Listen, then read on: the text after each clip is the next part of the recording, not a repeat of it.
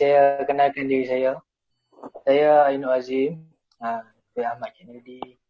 Saya CEO pada syarikat Ahmad Kennedy Travel and Tours Sdn Bhd. Syarikat saya ni sebuah syarikat pelancongan lah.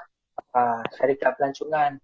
Kita memfokuskan kepada inbound, outbound, ticketing serta umrah, ziarah yang dilakukan oleh umat Islam lah. Yang dilakukan oleh umat Islam. So dekat sini saya perkenalkan latar belakang syarikat saya sudah pun beroperasi 1 tahun lebih. Baru 1 tahun lebih syarikat pelancongan ni. So barulah, tak lama tapi baru kan. So saya rasa terharu lah dapat di Temu Lama, dapat orang kata dipilih sebagai wakil daripada syarikat untuk anda semua kan, untuk bagi talk kepada anda. Sebenarnya kita orang ada soalan kepada Sir. Yes, kita orang ada soalan lah. Boleh ke kita buat Q&A sikit? Boleh, tak ada masalah. Okay, so kita boleh start lah dengan question kita yang pertama. Okay, first question from me. Does this pandemic affect sales and business? And boleh tak terangkan sikit? Okay. Setakat hari ini sehingga sekarang, saya sebagai CEO syarikat kan, apabila sebelum keadaan terjadinya pandemik COVID-19 ni, company saya bergerak seperti biasa kan, berjalan seperti biasa. Apabila terjadi keadaan seperti ini, COVID-19, bisnes kita daripada agensi pelancongan ni agak orang kata terhenti oleh kerana pandemik COVID-19 ni. So tak banyak memberi kesan kepada syarikat saya. Kalau nak membezakan syarikat pelancongan ataupun dengan biasa kita tengok bas-bas express yang lain, berbeza. Sebenarnya bas express dia lebih kepada ticketing, macam travel, terus dia lebih kepada pelancongan yang meluas lah, pelancongan seluruh dunia. Dia melibatkan udara, melibatkan laut, dia melibatkan ada juga melibatkan makanan. Dia boleh menghasilkan sesuatu produk dalam pelancongan. So tak banyak memberi kesan kepada saya punya company. Kesan tu adalah beberapa kesan yang saya kenal pasti. Yang pertama sekali, kesannya dah tentu kita punya business dah start, dah tentu kita punya in out kita punya kewangan kita agak merudum turun. So dari segi kewangan, syarikat kita mampu menampung lagi seramai lebih kurang 5 orang staff. Kita masih mampu menampung 5 orang staff, dan setiap orang staff tu kita bayar gaji kepada mereka full kan. So dari segi gaji ataupun allowance kepada pekerja-pekerja seperti biasa, tak ada sangkut apa-apa. So company kita tak banyak yang memberi kesan buruk. Cuma yang memberi kesannya orang kata keluar masuk duit tu orang kata tak ada lah. Kita rugi sikit lah. Kita agak mengalami kerugian sedikit apabila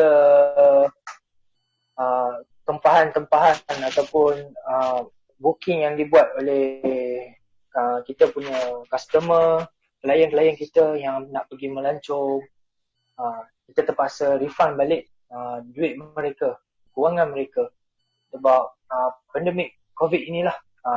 So penerbangan pun dibatalkan. Bila penerbangan dibatalkan, syarikat-syarikat agensi pelancongan terpaksa refund balik duit-duit kewangan yang di back-in oleh customer. So kita punya syarikat mengalami sedikit kerugian lah. Tak banyak tapi kerugian sedikit. So setakat hari ini kita punya company dah boleh bergerak seperti biasa, dah boleh beroperasi seperti biasa. Cuma belum full lagi lah. Kita masih mengikuti SOP yang ditentukan oleh kerajaan. Okay? Okay.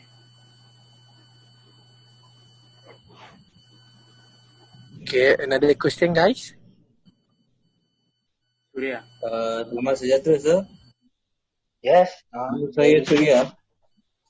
Soalan saya, apakah langkah-langkah syarikat telah ambil untuk masa pandemik, iaitu masa lockdown? Okay, Surya boleh ulang lagi sekali soalan? Apakah langkah-langkah syarikat telah ambil untuk masa pandemik? Okay, langkah-langkah untuk apa tu maksudnya? Langkah-langkah untuk mengatasi. Mengatasi. Okey. Syarikat saya telah membuat satu perbincangan selepas sebelum kita lockdown, sehari sebelum kita lockdown kita dah dapat berita. So syarikat saya telah pun membuat perbincangan langkah-langkah, kita pun telah membuat mesyuarat langkah-langkah supaya syarikat kita sentiasa orang kata tak terhentilah. Kiranya company kita ada juga support ataupun funder-funder yang masuk. So kita telah membuat langkah yang terutamanya kita pun ada membuat salah satu cake house. Kita membuat cake house. Cake house tu termasuk dalam pelancongan juga. Kita ada macam-macam business. So cake house tu termasuk dalam pelancongan juga. Cake house termasuk dalam pelancongan. So semasa lockdown semua business tak boleh beroperasi. Tapi langkah yang kami buat, kami memberi tugasan kepada staff untuk dibuat di rumah. Terutamanya dari segi visa customer yang ingin ke umrah kan. Visa, lepas tu tempahan-tempahan yang telah dibuat dahulu direfundkan balik, diberi balik kepada customer yang dibatalkan penerbangan. Kita telah membuat langkah yang terbaik kan. Saya memberi satu tugasan kepada staff di mana mereka melakukan tugasan mereka dengan baik lah kan. Mereka melakukan tugasan mereka dengan baik. Setiap hari saya ada step by step saya beri tugasan. Antaranya dari segi banyak menggunakan sistem. Saya punya tugasan banyak menggunakan sistem dalaman komputer lah kan. So pelancongan ni tak banyak yang kita praktikkan. Cuma kita melalui sistem semua. Bila sistem, duit keluar masuk pun melalui sistem juga. Itu saja. Terima kasih, sir. Yes. Hello, sir. Nama saya Azman. One by one. Ya, nama siapa? Azman. Ya, Azman. Boleh saya tanya question? Boleh. Company Encik ada tak membuat bantuan kepada pesakit-pesakit ke since COVID ni? Ada buat sumbangan tak? Okay. apa untuk sumbangan saya telah pun melakukan saya sendiri turun padang untuk memberi sedikit sumbangan semasa kita menghadapi pandemik COVID inilah. Saya tak semua saya memberi, tetapi saya telah pun orang kata saya menilai dari satu tahap ke tahap untuk memberi sumbangan yang betul-betul layak dan susah lah kan. So saya telah melakukan 2 minggu 3 minggu lepas saya melakukan sumbangan tersebut. Saya memberi dalam bentuk barangan-barangan keperluan dapur. Contohnya alatan barang-barang memasak lah kan. Beras, minyak, gula, lepas tu bawang, ubi kentang dan yang lain-lain lah, keperluan memasak. Oh, thank you for answer. Semoga dimurahkan rezeki. Thank you. Assalamualaikum. Ya. Saya Haris. Ya. Ada ambil video atau gambar tak semasa membuat sumbang itu? Ya, saya telah pun mengambil ataupun membuat satu documentation lah semasa saya memberi sumbangan. Dan saya adalah video tu, saya ada membuat video dan gambar semasa memberi sumbangan. Okey. Boleh share tak kalau ada video dokumentari tu kat kita orang? Ustaz, dekat slide tu ada. Kita nak share macam mana? Slide tu ada? Ya. Oh, video ni. ya, video tu. Okey, nice.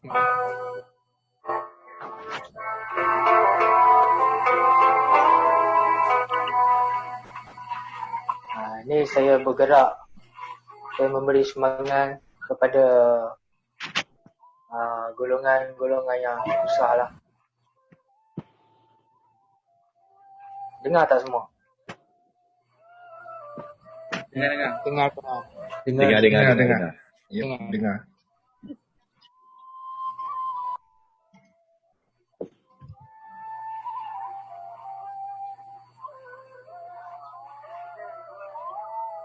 Ni antara salah seorang makcik lah, salah seorang rakyat, salah seorang masyarakat yang wanita yang kematian suaminya dia langgar lari, suaminya lari. Dia mempunyai ramai anak, termasuk anak OKU, hyperaktif.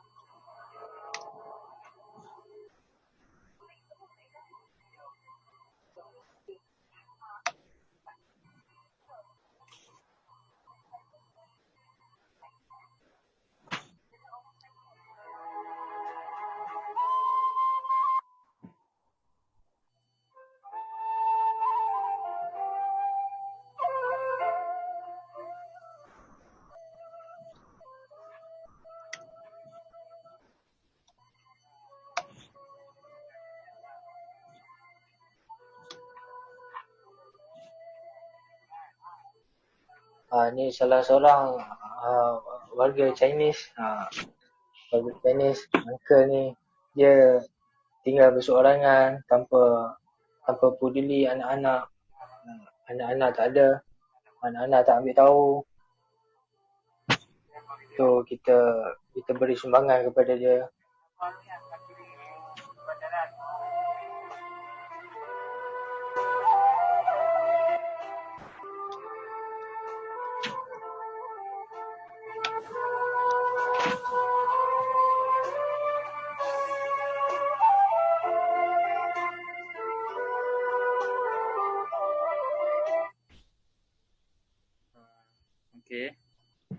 Saya nak tanya lagi satu soalan kat Encik. Yes. Masa Encik tolong beri sumbangan pada masa COVID tu kan, ada apa-apa sebab tak kenapa Encik buat charity ni? Kenapa Encik turun padang untuk tolong orang? Okey, yang pertama sekali saya berbesar hati lah nak bagi tahu, nak menceritakan kenapa saya sendiri turun padang memberikan sumbangan. Sebenarnya saya ni berhajat. Saya berhajat lama dah. Saya semasa saya kecil pun saya dah pasang impian saya nak, bila saya senang, bila saya berjaya nanti saya nak membantu dan memberi apa yang perlu kepada masyarakat ataupun rakan-rakan yang memerlukan. Saya berniat begitu. So hari ini bila saya berjaya, saya berasa dah sampai masa untuk saya turun padang memberi sumbangan tersebut. Saya berasa begitulah kan.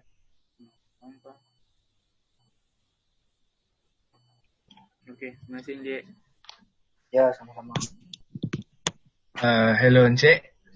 Ya, Robert. Nama saya Gabriel Robert. So, saya nak tanya satu soalan. Ada langkah-langkah berjaga-jaga tak yang company tuan akan ambil selepas PKP berakhir? Contoh macam PKP ni dah berakhir kan? So, apa langkah-langkah yang company tuan ambil untuk semua ni lah? Okey, berbalik kepada soalan Gabriel. Company saya telah pun membuat satu perbincangan di mana kita akan beroperasi seperti biasa dan mengikut SOP yang ditentukan oleh kerajaan lah. Di mana selagi ada SOP yang ditetapkan oleh kerajaan, kita akan guna pakai SOP itu. Contohnya yang penting sekali seperti kita mengambil langkah di mana jika customer datang, kita perlu mengesan, kita perlu cek suhu badan, kita perlu sediakan hand sanitizer dan kita memberi mask dan sarung tangan kepada setiap customer yang datang. Dan yang lain, kita sentiasa mengambil langkah berjaga-jaga tentang di mana selepas customer datang kita akan membersihkan, kita akan membuat cleaning, kita akan buat cleaning lah untuk membersihkan tempat-tempat duduk yang customer duduk itulah. Itu saja. Oh, okay. Thank you, Tuan. Sir. Okay, Yes. My last question. Soalan terakhir. Yes. Okay. Yeah. Company sir ada apply ethical conduct tak? And kalau ada apply ethical conduct tu, apa yang sir buat dekat company sir? Okay, berbalik kepada soalan Syami. Ethical conduct ni bermaksudnya kebaikan Kebaikan lebih kurang manfaat. Okey. Di sini saya nak terangkan bagaimana saya ada mengamalkan ethical conduct. Ada mengamalkan benda ini. Setiap company perlu menjalankan ethical conduct kerana dia adalah penting kepada kita punya company dan penting terhadap kebajikan pekerja-pekerja.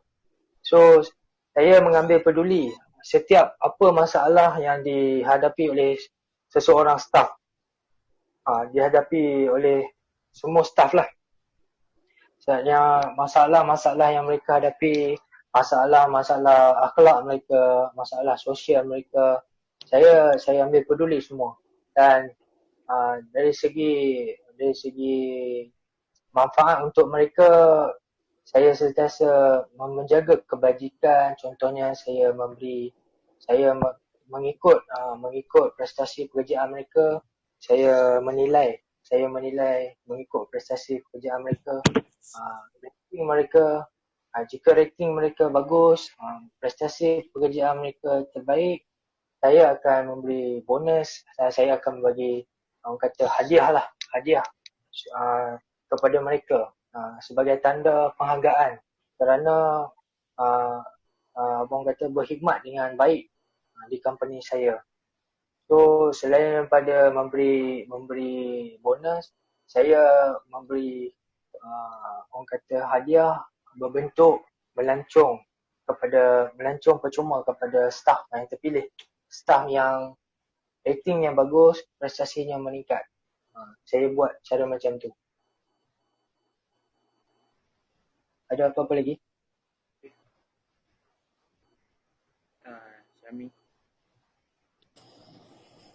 Syami. Okay. Rasanya itu je kot soalan daripada kita orang semua. Untuk penutup, untuk pengetahuan semua, Ainur Azim ni berumur baru 21 tahun dan berjaya membuka satu company yang besar dan mempunyai banyak aset.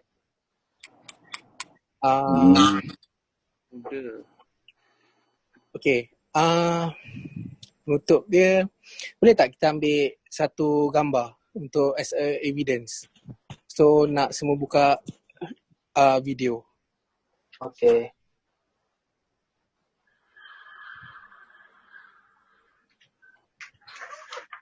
Sekejap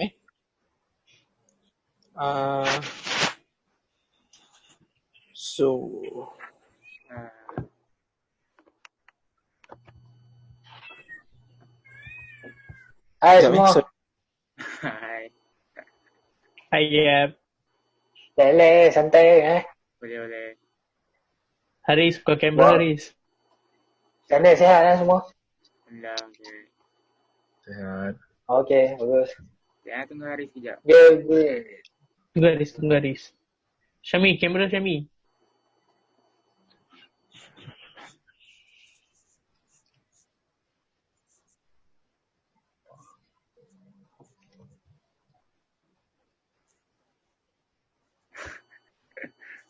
Mana host ni? Sorry, Silang lah. Mana Syami? Terkeluar. Okay. 1, 2, 3. Okay, kerja. So, terima kasih Ainur Azim untuk perkongsian.